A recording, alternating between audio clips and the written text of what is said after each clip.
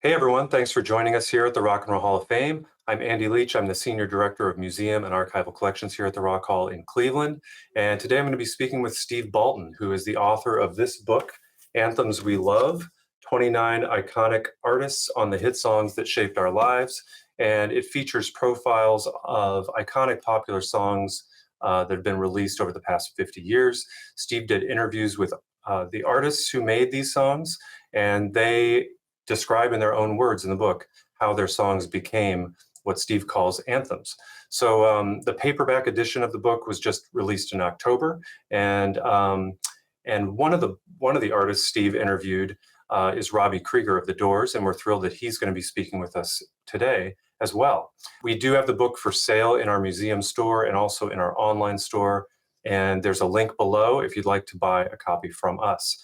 So with that, I'm happy to now introduce the book's author. Steve Baltin is a Southern California-based author and journalist who's written for Rolling Stone, the LA Times, Chicago Tribune, Billboard, and many more. He's the host of the podcast My Turning Point, and also the Amazon Prime and Hulu streaming series Riffing With. And he's also interviewed, a who's who of music artists over the years, including many that we're going to talk about today because they're in the book. So we're happy to have him here. So let's welcome Steve Baltin. Hey, Steve. Hey, thanks so much for having me. I'm really glad that we're able to do this. Finally. Yeah. We've tried to do it for a year, so I'm really glad it finally worked out. Well, yeah, agreed. I'm glad we're doing it. And it's great that you've got the new paperback edition that we can sell here in our store. So yeah, thanks for being here to talk about it. So if you don't mind, maybe if you could just tell us how did the idea for the book first come about, and how did it all come together? Well, I was approached by someone about doing a book, and they wanted to do something about songwriting. And my feeling at that point was that it had been done to death. That songs about, that books about songwriting had been done so much, and I didn't need another book about, well, I was sitting there writing this song when this came and blah, blah, blah. And so I started to think about what could be done differently, what could be done interesting. And I started to think about how these songs evolve over time and how a song grows. And because I've talked to so many artists over the years who have said, once you put a song into the world, it's not yours anymore. It becomes the audience's. So the idea behind this became what happens when the greatest songs of all time grow up.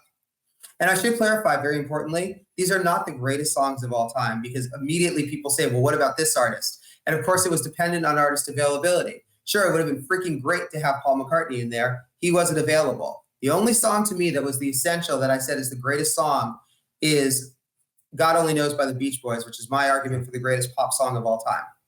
But I'm insanely happy with the songs that got in there and the stories, and having Robby talk about Light My Fire. I mean, these are some of the most iconic songs of all time. And it's very interesting to look at how these songs grew up over time. And like, for example, Shania Twain said to me about You're Still the One. She was in south of France and she heard it and she realized the song had grown so much bigger than her. And so that's really where the idea for the book came from, is that, again, these songs take on a life of their own. Artists will always tell you the songs are like children.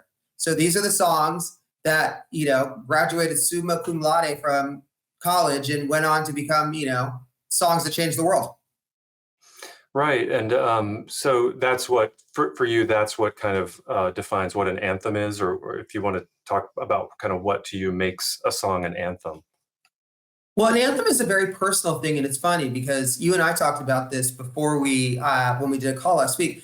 My favorite chapter in the book and one of my favorite songs of all time is Tom Waits' Take It With Me, which to many people would not necessarily be an anthem. And Tom and Kathleen even wrote in that chapter, we thought you were crazy when we saw that you wanted to include this with the other songs in there. But to me, that's a personal anthem. That's a song that I've always said could be played at both my wedding and my funeral. And it was fascinating to talk to like Daryl Hall, for example, about Sarah Smile and how that was written about one person that he was living with at the time, and how everybody projected themselves into that song. And so many people wanted the feeling of that song and wanted that feeling of love and intimacy. So an anthem exists on multiple levels, but it's really about a song that becomes both universal and just reaches the whole world. Sorry, I realize that's redundant. It's a song that becomes universal, and you can leave that in. I don't mind making mistakes. But it's also a song that people see themselves in. And so there's like, they relate to it, and they feel a connection with it. And it's funny because sometimes it's a party song like Kiss Rock and Roll All Night or Chic Good Times. and sometimes it's something so intimate, like, Graham Nash, Our House. Sure, absolutely. Yeah, and a lot of them kind of, I think you say this in the book, that they can kind of transcend genre and era. Because they're timeless, they transcend era, but they can move across genres, and there are a lot of them that have been covered by multiple artists, right? Oh yeah, that's the most important thing to an anthem is it has to evolve over time. Everyone will tell you a song can be a hit, but it takes decades for a song to become an anthem. It takes so much time because it needs to transcend eras and generations. And also these songs have tremendous pliability. It's funny, we're gonna have Robbie on in a second. He talks in the chapter about the Jose Feliciano cover. Mhm. But then, we had that video that I sent you of an artist by the name of Sage Baba doing it in 2023, a jazz version. Every great song can transcend genre and era and become something that people relate to all the time. And it's the same reason that you see 14-year-old kids wearing Doors shirts all over the world today, or Sure. Soundgarden shirts, or whatever it is. It's because it relates to them on that era. And Right. I mean, again, every song in this book was covered multiple times. I am working on a follow-up edition that will come out one of these decades. I'm doing 3 other books, but one of the artists I talked to for the follow-up, also in the Rock Hall, is Annie Lennox and Dave Stewart about Sweet Dreams. That's got to be the only song in the history of the world covered by both Marilyn Manson and Beyonce. Yeah, it's interesting to read about the origins of each song in the book, how they were written, how they came together. And what's interesting is it seems like that varies quite a lot, right? Like as much as these songs have in common in a lot of ways, their origins, how they were written, how quickly they were written is quite varied, right? Very much so. It's funny, the only person in this book who says that they set out to write an anthem is Paul Stanley of Kiss about Rock and Roll All Night. And he said it's just because Neil Bogart told him, you have to write an anthem. That's the only reason. And he says it took years for the song to become an anthem, but most people will tell you they have no idea where the song comes from or how it became. Robbie actually had a really funny joke about that. And then for the next edition, I spoke with Steve Winwood about Give Me Some Loving, who echoed that same thought, which is Robbie said about Light My Fire and Steve Winwood said about Give Me Some Loving. If we had any idea how we wrote them, we would have written them a million times. Sure. Yeah. Well, as you said, we have Robbie. I know you've interviewed thousands of artists during your career, but one of the early chapters of your book is about Light My Fire, which was written by Robby Krieger of The Doors, and I'd like to introduce him. Robbie was the guitarist and co-founder of The Doors. He wrote and co-wrote many of their classic hits, including Light My Fire. He's considered one of the finest guitarists in rock history. His playing is entirely unique. He's incorporated flamenco and bottleneck slide guitar and fingerstyle and Indian music into his playing. He's an essential element of their music. He's always listed among the greatest guitarists of all time and was inducted into the Rock and Roll Hall of Fame in 1993. So we're thrilled to have him here, and good to see you, Robbie. Thanks for being here. Hi guys, what's up? Well, yeah, thanks for being here to talk about Light My Fire. I know you've probably talked about Light My Fire thousands of times, but as Steve says in his book, Light My Fire it's a classic. It's an enduring classic. Maybe I'll start with Steve and just ask Steve, what about the song made you want to include it in the book? Well, it's one of those songs that has just changed the world. It's one of those songs that it doesn't matter how old you are, you discover that song at some point. It has meaning to you. It has relevance. It's interesting to see how the song changes for people over the years too. And how it's funny, as Robbie says, those 3 words together, there's something about them that just have a magic. And I think that's the thing about every one of these songs is there's a magic to them. And it's almost indefinable what that is. But for Light My Fire, when you think of those songs that are enduring, when you think of those songs that are discovered by generation after generation, when you think of those songs that people always go back to, Light My Fire is at the top of that list. All of these songs have that, but Light My Fire in particular is one of those songs that just, look, when you look at every year end or every rock countdown of the greatest songs of all time, Light My Fire is always near the top. And it's one of those songs, it never gets old. It never goes out of style. And again, I think that's one of the interesting things about having a new cover of it is, again, it doesn't matter who it is. Like that song is relevant for every generation. People find their own thing in it. And that's part of what makes a great anthem.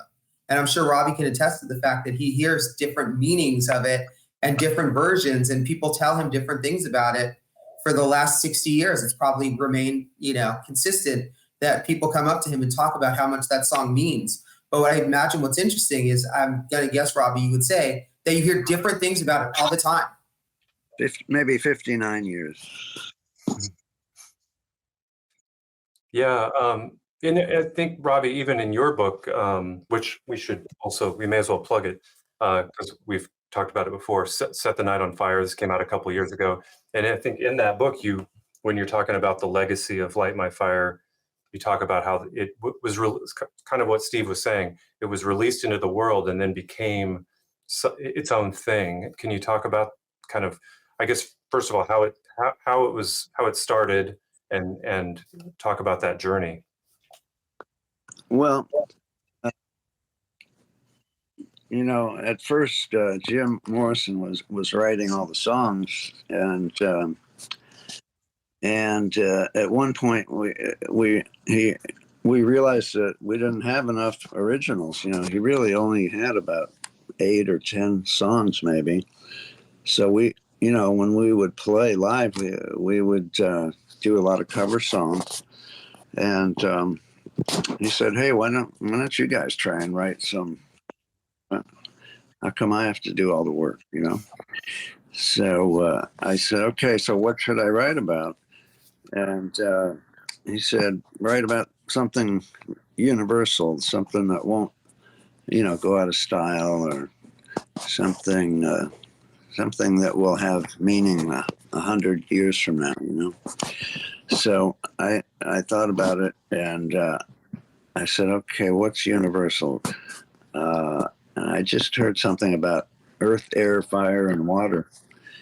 I forget what I heard about it, but I heard those in my mind. Those things came up: earth, air, fire, and water. So I always liked this song by the Stones, "Play with Fire," and so I decided to write about fire. Mm-hmm.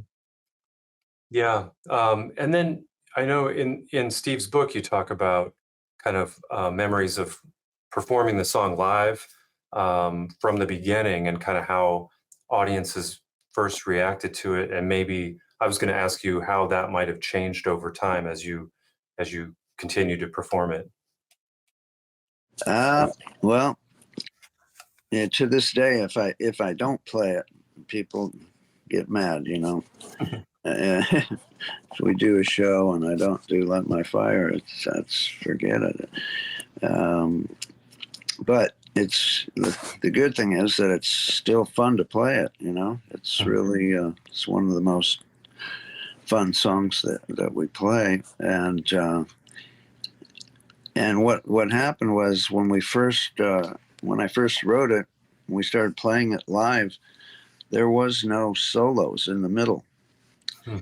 It was just there was just a short interlude to get back into the third verse, and in fact, that interlude was what later became the intro, where Ray does that great, Bach kind of dun dun dun dun dun dun dun dun dun dun dun dun dun. That was the interlude to get back into the third verse, and so little by little we started playing solos before that, and as time went on, the solos just got longer and longer, and people loved it.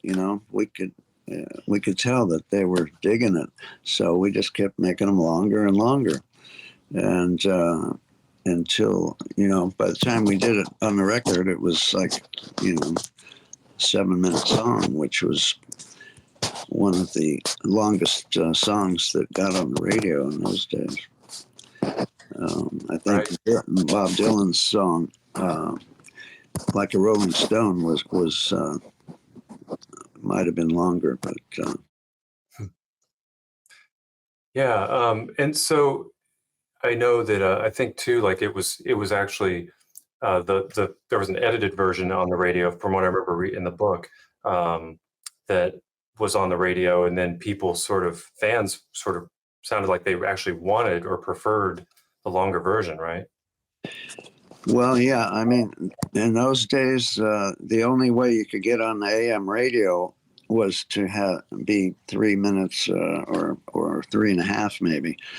So we had no chance of getting it on the radio, and but FM radio was just starting out, and there was this one FM station in Burbank here, and the guy would play it, Light My Fire. And he would call us and say, "Hey, man, every time I play this Light My Fire, people go nuts, man. They call in and they want to hear it again, And he says, you guys should really cut it down to 3 minutes so you could get it on AM radio, because that's the only way to get a hit record in those days, right?" Yeah. So, we didn't want to do that. We fought tooth and nail to not do that. So we put Break On Through out, and that did decent, but not great. And I think we put one other song out too. And then, but we knew that if we cut that down, it would do great on the AM radio, and it did. We finally gave in, and it was an instant hit, pretty much. Yeah. I remember in your book, Robbie, you mentioned that Break On Through, if Break On Through had done better as a single, it sounded like you may not have even had a reason to put out Light My Fire as a single. It's kind of amazing to think about that possibility now, right? Like that maybe Light My Fire wouldn't have been a single if things had been a little different. Yeah, I mean, that's. I actually never really thought much about that, but you're right. Right. So maybe it's good that Break On Through didn't do so well. Although I'm not saying Break On Through isn't a good song, but I think the problem with it was that it started off with like a bossa nova kind of beat, and it just wasn't very poppy. It wasn't what you would hear on AM radio. Right. It was too hip, But I mean, I still play that song today. Every night I play with the Doors stuff. We usually start with Break On Through. That's the first song we play. Right. And I wouldn't leave it out. Yeah. Can I jump in for a second? Because this is fascinating to me, because, obviously the idea of this book is born out of the fact that I'm just a music geek. That's where this comes from. But it's funny. So as you're having this conversation, I think about the fact, but I'm sure, Robbie, if you think about it, would you say that Light My Fire, whether it was a single or not, was still going to become that song that transcended generations and people were going to find it? And of course, as soon as you say that, the song that comes to mind is Stairway to Heaven. That was never a single. And it's still like maybe the most beloved rock song of all time, along with a song like Light My Fire. So now I'm just curious, do you think that no matter what happens, Light My Fire would have become Light My Fire? Because I do. I do too, yeah. I mean, and the proof of that is that Feliciano did it, a total different, totally shorter version, a totally different version, and it still became #1 hit and made his whole career, just like it did for us. Yeah. Talk about his cover of the song. I know it came out about a year, I think, after the Doors version, and he had a huge hit with it. Can you talk about covers of Light My Fire in general, kind of what you initially thought of them and maybe how that's changed over the years? Yeah, I wasn't crazy about his version. When it first came out, it sounded a little too easy listening, if you know what I mean. But as time went on, I started to really listen to it and hear his guitar stuff that he was doing, and it just kept growing on me until I really love it, and I'm totally glad he did it that way. Yeah. And there's so many versions. I keep getting on our Doors team to put out an album of all Light My Fire covers, and we're going to do that one of these days. There's some really cool versions. Minnie Riperton did a great version. Stevie Wonder did one. Buddy Rich, all kinds of people. Very cool. Yeah, that sounds great. I know, Steve, in your book, you talk about how listeners have, and you kind of alluded to it earlier, have attached different meanings to the lyrics, and just even the three words we were talking about, "Light My Fire," can kind of have a few different meanings to different people. Do either of you think that might be part of the reason for its longevity too, its ability to have different meanings for different people? I'll I let think Bobby so. go first. I think so. And you know, what was amazing to me is that nobody had ever put those three words together before. Light my fire, you know. It's pretty simple, but, and you know, the only reason I did is because I was trying to do something about fire, and light my fire sounded pretty good to me. Yeah. And I don't know. It's just there's a lot of songs about fire, you know, but not light my fire. Yeah. It's funny you say that, because to me, I'm a big fan of simple songwriting, and I always look at a song like, if there's one song that I could have, well, there's several songs that I would love to include in this book, but the artists aren't alive anymore. But at the top of the list is the Beatles' "In My Life." And to me, it's one of the greatest songs of all time. And Robbie, similar to what you were saying about "Light My Fire," "In My Life" feels like something that anyone could have written, but John Lennon is the only one who thought to put those words together, the same way you're the only one who put "Light My Fire" together. And that's part of it is, again, there's a universality to any anthem. People hear themselves in it. They feel their own thing. So it's funny because "Light My Fire" could be something that is romantic. It could be something sensual. It could be about trying to make your way in the world. It could be trying to ignite yourself. There's so many different things. And in the same way, I think "In My Life" is something that everybody hears and identifies with. So I absolutely think that not only is it a big part of the reason, it's the key reason for the universality is people hear themselves in it and they identify themselves, and they feel like this is something. Look, when you think about it, part of what makes a great song when you're a kid is you feel like the writer is speaking to you. And Robbie, I'm sure you had this experience, whether it was with Coltrane or whoever it was, where you hear something and you're like, wow, how'd they get in my head? Like, it's like they know exactly what I'm thinking. And I'm sure Dylan did it for you over time. I don't know who the artists are that did it, but I know for me, yeah. So now I'm curious, just as a fan, and I'll just ask, who are some of those artists for you, or those songs for you that, like, again, when you're a kid and you hear a song and you're like, wow, how'd they know exactly what I was thinking? And then it becomes a favorite song. Yeah, Bob Dylan definitely was the guy for me, and I would listen to that stuff over and over again, and I would try to pick out which songs he wrote when he was on acid. You know, that was. I'm sure that Mr. Tambourine Man is one of those. Never got a chance to ask him, but maybe someday.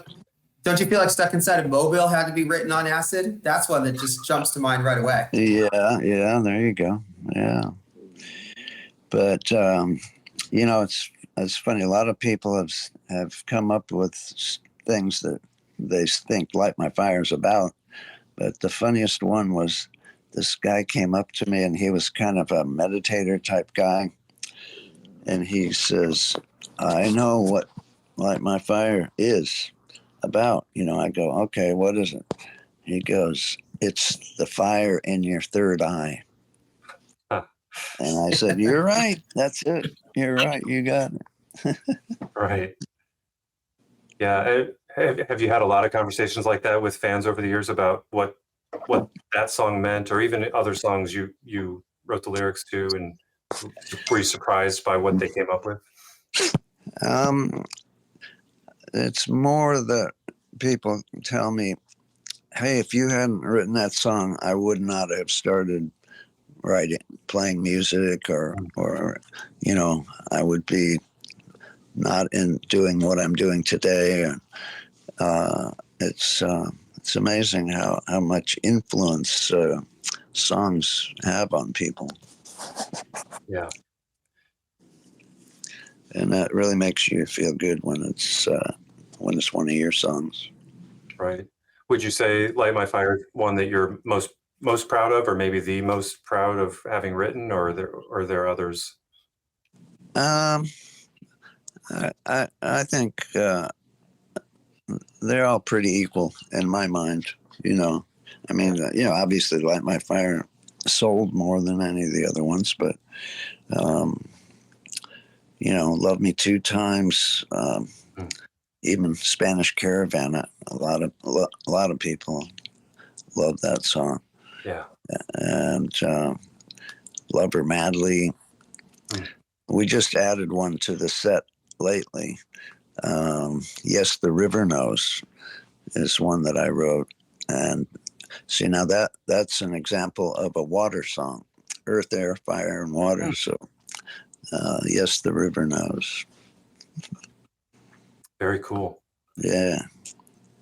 Well, Ray Manzarek does one of the coolest keyboard parts on that song. Everybody knows Ray's solo on Light My Fire and on Riders on the Storm, but check out the one on Yes, the River Knows. Pretty cool. I know the song. I'm just trying to hear it in my head right now. Yeah, very, very cool. Yeah, of course his keyboard playing, as well as pretty much all the three instrumentalists in that band make that sound. You're right. Nothing else is quite like it. But yeah, his contributions were essential for sure. Yeah, as were Densmore's. Yeah. I was just going to say, if you don't mind, it's such a funny thing though, because talking with all these different artists about these anthems, there's again, you all have songs you're proud of, and there's no right or wrong as to why a song becomes the song it is. So, and I think, Robbie, we spoke about this for the book. I'd still be curious again to 56 years later. I don't want to age it too much. Know why it is that, can you look at it and see why Light My Fire became what it did to people? Do you get enough perspective on it now to understand why it is that people 55 years later are still covering it in jazz, are covering it in funk, in hip hop, and that people 5 years old or 100 years old relate to the song? Can you understand what it is in the song that just resonates so deeply with people? If I did, I would write a bunch of more just like that.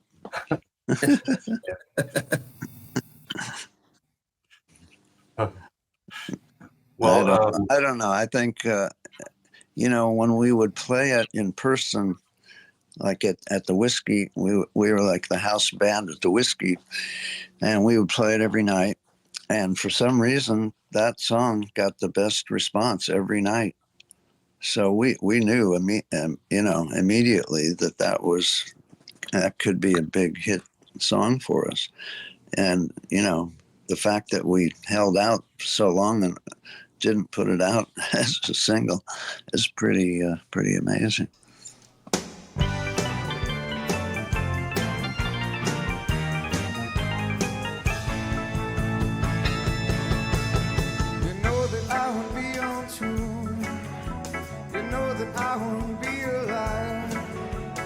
If I were to say to you, girl, we couldn't get much higher.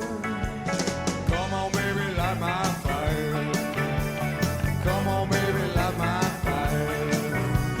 Try to set the night on fire. The time to hesitate is through. No time to wallow in the mire. Try now, we can only lose. And our love become a funeral pyre.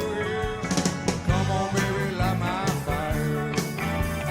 Come on, baby, light my fire. Try to set the night on fire. Robbie, thanks again for being here. Any final thoughts before we say farewell to you, or Steve? Any other questions for Robbie from your end? No, I'm just very grateful that you did this, just like I'm grateful you did the book. So I appreciate your time so much. All right, man. Well, I don't think I ever got a signed copy. We'll fix that. I'll get one to Jeff for you, no problem. I just saw him yesterday. I'll make sure you get one. Oh, okay, cool. Cool. Yeah, Robbie, thanks again so much for being here, and great to see you again. All right, guys. All right, take care. Thanks. Very cool. Well, so just kind of thinking about some of the interviews you did for the book. I mean, I'm sure you're obviously proud that you were able to talk to Robbie about it, but any other favorites among the interviews you did that really kind of stand out for you? Anything you're particularly really proud of? Well, my favorite is actually the only one I did not interview, and we talked about that. That's Tom Waits and Kathleen Brennan, and they wrote their own chapter, which is absolutely mind blowing. And to this day, I don't know why. I still, and I don't. I think it's. I was joking about it with someone not long ago. That'll be like my great deathbed mystery, because as you know, they don't really do anything. And I was told they weren't going to do it, but I got a response that said they wanted to write their own chapter. And it's such a beautiful treatise on songwriting, and it's so fascinating. And I think it's probably because A, I picked a song that was not common. B, it was a very personalized pitch. And so it was something that just resonated with them. I think it's if you read their chapter, it's almost like they were kind of curious why I picked that song. And my favorite moment in the entire book is when they say, we went back and listened to the song and we realized how much it holds up. Because as you know, from all the interviews you do, artists don't typically go back and listen to their own music. So to have that in there was just an amazing thing. So that one in particular really stood out for me because again, and also I don't get to know why they did it, but I mean, of course, every artist in there I'm proud of. I mean, getting Linda Ronstadt, who, you know, at that point already had her Parkinson's, does very little. And there's a wonderful publicist by the name of Lisa Roy, who has since passed on. And she was the one who got Linda to do it. And so, you know, that's the other thing is most of these artists in interviews now have very personal stories for them as to how they got to be in the book. You too, Meg McLean Corso over at Universal fought for me for months for them to do it. And I was so happy with it because that's one of my favorite bands of all time growing up. And by the way, they didn't actually say yes for sure until after Tom Waits said yes. Because so many people were like, wait, Tom Waits is doing this? He doesn't do anything. So they were kind of intrigued by that. Otis Williams, having the last living member of the Temptations to record My Girl, because I really wanted that sense of history in there. So there were several of them. And what's interesting is the song that probably changed the most for me was Hall & Oates' Sarah Smile. And I always loved that song, but it became one of my favorite songs after this particular chapter. And so most of these songs I had a connection with.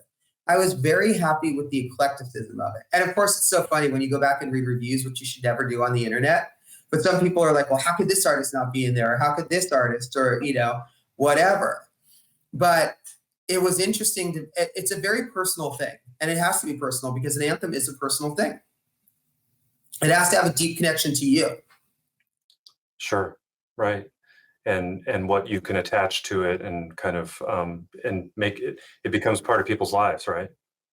Yeah, it becomes again, there's songs that are played at weddings. There's songs that, I mean, Barry Manilow's chapter, he told me the number of people who told him they had babies to Could This Be Magic was hilarious, but probably very true. So of course that becomes these songs for you. They play at weddings, you know. Shania Twain, I love that chapter. I love that interview. I love her. And when she talked about the fact that, you know, You're Still the One was written about Mutt Lange, who then, of course, famously ended up leaving her. And she talked about the fact that so many other people told her about their connection with the song, and that enabled the song to change for her. And for her to take the song on a different direction, so she was still able to do it live, and it became other people's song, and it wasn't just about her and Mutt anymore. Right, right. And I remember that in the book, and it's almost like she has an obligation to give this to keep performing the song, even if she doesn't feel the same way about you know, that original story that happened to her, or you know, if it's upsetting to her, she's gotten over it because she knows it you know, it means something to so many other people, right?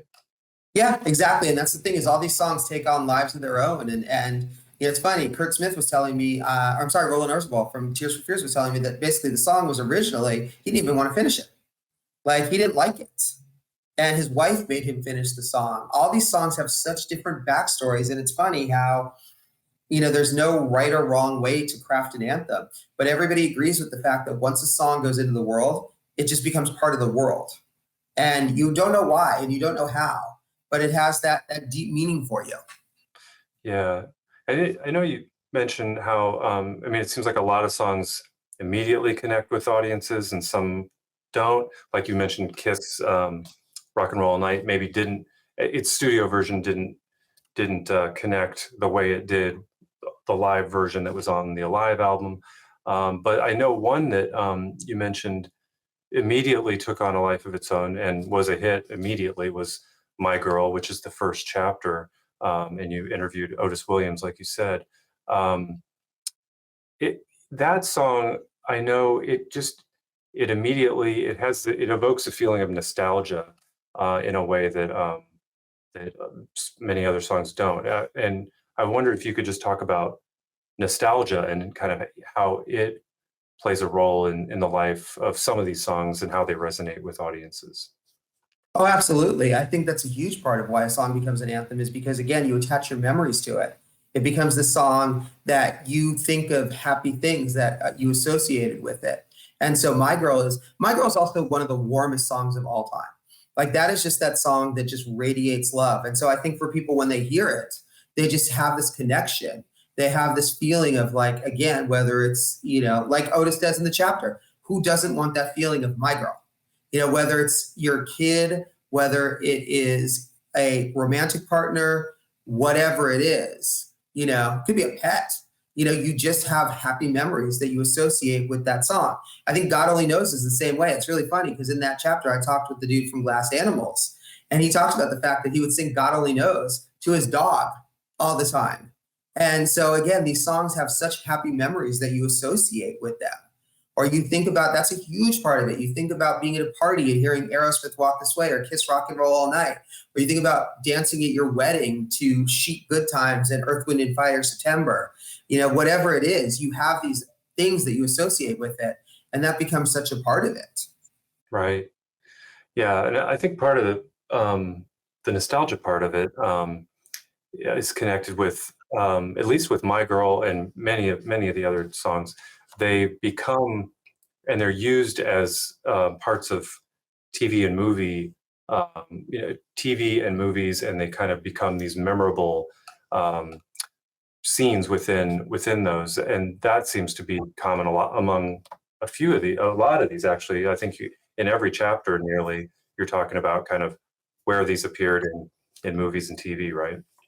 Yeah, because that's a big part of how a song evolves in pop culture is people then hear it and associate it with that. And, I think probably one of the best examples, again, is Earth, Wind and Fire September. And Verdine White talked about the fact that, look, first it was a hit in the 70s, became an anthem in the 90s.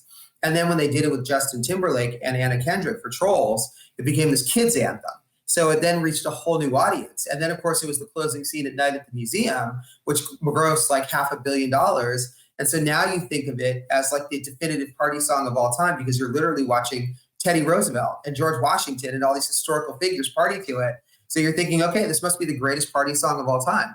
But it's so funny. My favorite reference to that is Grace Slick, who's just, there's no one in the world like her, man. She's just amazing. And she talks about seeing The Game, the Michael Douglas, Sean Penn movie in Malibu, and how White Rabbit's in The Game. And she hears it the first time and she's like, oh, that's $30,000. And then she hears it the second time in the movie and she literally yells out loud in the theater, cha-ching. So for these artists, it means so many different things, but it's so funny how the song Toto, Africa, is used in Adam Sandler movies. And David Page credits that quite a bit.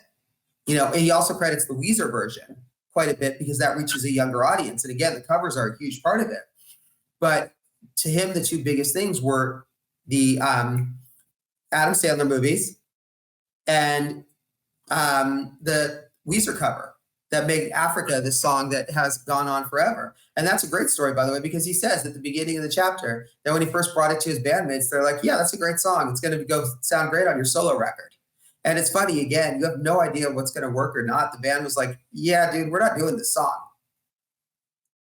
Right.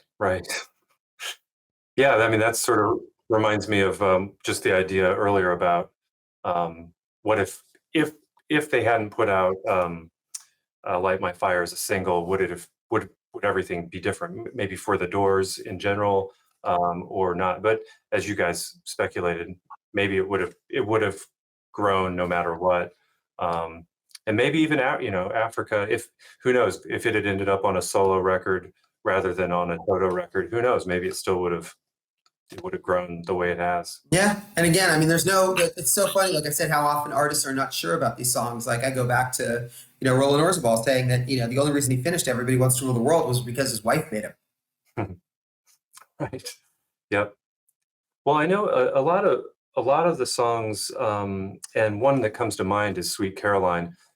A lot of them are ones that bring people together. And there's a really moving story about Neil Diamond, and you interviewed him about him performing the song at Fenway Park shortly after the Boston Marathon bombing. It is bringing people together seems to be a common thread among a lot of these anthems, right?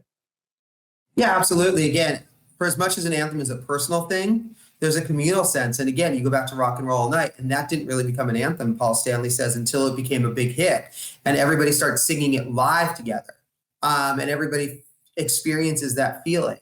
And so many of these songs, yes, there is definitely a sense of community. There's a sense of bringing people together. There's a sense of, I think it's a sense of belonging. Everybody wants to belong in some way. And so when you have that experience, I will argue till the day I die, because my favorite artist of all time is Bruce Springsteen, who I did not get for this one, but fingers crossed for a future edition. But it's funny because I will argue that Born to Run is the greatest single live song in the history of the world because of when the lights go up and you see 20,000, 50,000, 100,000 people all in unison singing together. Or you can make the case for Hey Jude when you see everybody doing the na na na together.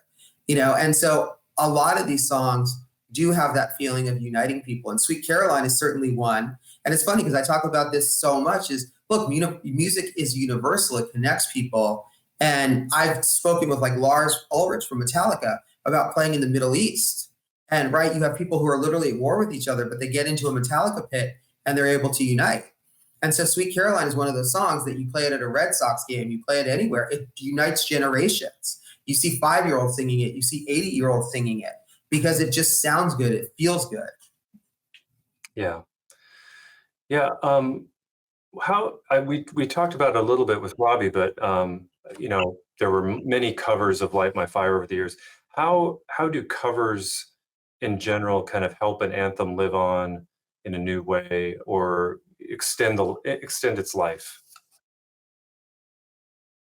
Well, again, I think Weezer, Africa is a perfect example, because then it reaches a whole new generation of fans. It reaches kids who otherwise probably would never have heard of it. And then they go back and they're curious and they check out the original version. So I think doing it in different generations absolutely is something that plays a big impact in it. And a lot of these songs had successful covers. Tears for Fears talk about the fact they love Lord's cover of Everybody Wants to Rule the World so much. And it was so different. They started playing it at the beginning of their shows and then went into their own version of it. So, because again, an artist can bring a different meaning to the song. They bring a different impact. And Roland said that basically that song, the Lord version, actually was the version that they probably always should have done. So they hear the way a different artist does it, and it gives them perspective on it. But the biggest thing is it just brings it to a new generation. And of course, now with social media and things going viral on TikTok or whatever it is, you can do a cover of a song that doesn't even need to be released, but it doesn't matter because millions of people are still hearing it. I was talking with the Doors manager yesterday, who's a good friend, and we were talking about how much he uses TikTok and the band uses it. And it's in part because, again, if you look at the Doors social media, they'll share different versions of it, covers of their songs. A lot of artists will do that because, again, it's showing how the song lives on for generations. And the cover that I send you guys of the Doors song, that's a jazz version in 2023. So it's very cool to have something that just shows, again, I think it shows how pliable these songs are and how relevant they are to different audiences. And I think that's something that always shows the songs last. And, in the one chapter, Edge talks, U2 one, Edge talks about the versions from Mary J. Blige, from doing it with, Michael Stipe from REM. And so Chris Cornell, who, maybe the greatest rock vocalist of all time, did a mashup of one from both U2 and Metallica.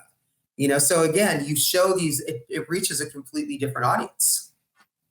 Were there certain questions you made sure to ask every artist you interviewed? Yeah, the ones about cover versions, the one about use in movies, things like that, because again, that was such an important part of how a song evolves in pop culture, was Right. how it's used in different ways. And then it's also very interesting to talk with artists about the stories they heard from people about the songs. Because again, people would come up to them over the years, like Robbie was saying, and they would say, this song means this to me, or this means this. So that was hugely important as well and very interesting. Sure. And I liked, that it sounds like it was a collaborative process where you were having the artist often choose the song. Was that in every case, or were there times where, I know Tom Waits was different, but yeah, go ahead. No, it was definitely a mix. It was definitely like, again, because, there are some artists, of course, that have multiple anthems. Aerosmith was a great example. I gave Joe Perry multiple choices and said, choose one, and he chose Walk This Way. But for some artists, it was just so obvious. There was, look, for Tears for Fears, it's going to be Everybody Wants to Rule the World. For Toto, it's going to be Africa. Linda Ronstadt was an interesting one. She was a very tough interview, very sweet, but she's very critical of herself as an artist. So I would have loved to have included some of her 70s songs, and she was adamant about the fact that she's like, I didn't become a vocalist until the 80s, so she chose Skylark. With Carly Simon, again, I was like, I just kind of guessed that, she'd been asked about You're So Vain so much. And it's funny because so that's why I went with I let her choose, and she chose Anticipation, but I suggested that one.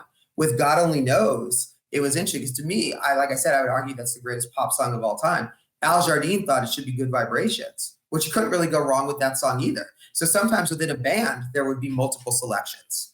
Sure. So it really just depended on the artist. Some artists, it was obvious. And some artists were like, look, you have Hall & Oates had 4 or 5 songs, 4 or 5 hits. Were there any songs or even artists, I should ask, that you planned to include or even worked with but didn't quite make it into the book yet? That didn't make it into this edition, but might be in the next one?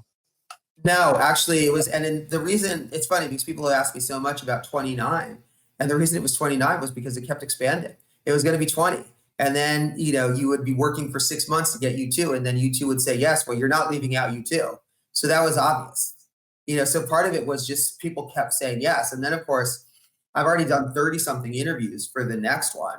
But for this one, it was a mix of people just kept coming on board. And of course, again, you have your wish list. I will tell you the 2 artists that I became most obsessed with during this time, and I have no idea why. One was Barry Gibb. I really wanted in this book. I'm a huge Bee Gees fan. And I went back and forth with people so much. Excuse me. And then the other song was Al Green, Let's Stay Together, which to me is like the greatest song of the 70s. And I was told that he was just doing no interviews. But so it's funny because you start hearing these and you're like, well, is this an anthem? Is this? And, again, this is just born out of me being a geek and saying, okay, I love this song and I want to include this song. And then it just goes on and on and on where you're like, okay, well, you could include this one or this one. Yeah, even among the 2 artists you just mentioned, between Barry Gibb and Al Green, there were probably 20 songs each that you could have included in the book, right? Yeah, no, absolutely. Again, any great artist has those multiple songs that you can include. It's funny, like I said, for me, my favorite artist of all time is Springsteen. And, I have no idea what song I would include from Springsteen. I kept leaning towards the idea of Born in the USA. And the reason why it's not my favorite Springsteen song, but it's evolved so much over time. It has such an interesting story from having become a hit in the beginning where people totally misinterpreted it. But again, you couldn't go wrong with any Springsteen song. And it's funny, U2 actually came about because I had done an Adam Clayton interview where he talked about One. And so it became the natural extension to then speak to The Edge about it. But again, U2, there's 27 different songs you could have done. Sunday Bloody Sunday, New Year's Day, Pride in the Name of Love, Beautiful Day. And so it was always interesting as well for those artists with multiple songs to hear what song they would have selected. But if Barry Gibb wants to do the next one, you can choose whatever damn song you want. And then sadly, of course, there are artists you reach out to. And, I had been in discussions to include Olivia Newton-John, who I was a huge fan of. And unfortunately, before we ever got to speak, she passed on. I really wanted Ronnie Spector, Be My Baby. That was a very important thing in doing this book as well, was to make sure that it was diverse in terms of genre and style and not just be a bunch of white rock men because, I've worked in that world forever. It could have been, but it's like, dude, I wanted to make sure that you had, artists that reached every generation and every audience, and people can hear themselves and find themselves, no matter who it was, they could find something in this book that they relate to. Yep.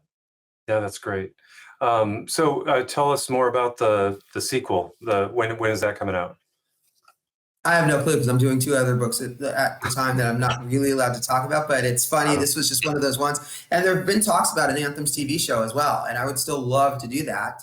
And I was approached by a company about doing it, and we'll see if that happens. And you know how these things go. There are many different factors at play, but this book was a lot of fun to do, and I've been very heartened by the paperback response. And look, artists enjoy doing it, and it's interesting. And again, I mean, some of the stuff I got very lucky. I spoke with Ronnie Van Zant from Leonard Skinner about Freebird, thankfully, before he passed. So that's a very important one to include, because I think in some respects too, these books become a very historical archive, and there are these amazing stories behind these songs. And it's funny, Ronnie and I spoke at length about where the whole tradition of Freebird being yelled out to audiences around the world came from. And I just saw Jackson Browne, who's another one of my favorite artists of all time in LA, and someone yelled out Freebird, and he jokingly was like, I'm not doing that tonight. He's like, but I do a rocking Freebird. I rock the shit out of that song. So, these songs all have these great stories that go with them. And so, like I mentioned, doing Sweet Dreams for the second book, Rod Stewart, Tonight's the Night. And it was so funny because I've known Rod for years and I love him.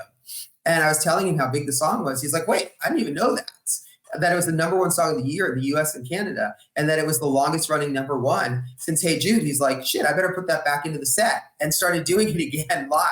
Sometimes the artists are not even aware of how impactful these songs are. So I hope to do a sequel soon, and maybe a TV show, whatever it is, but it was a lot of fun to do, and I'm very glad that people seem to enjoy it, because again, there's some really cool stories that go with these songs. And for me, as a journalist, as you understand, your job is just to be the conduit, to let people share these stories. Yeah.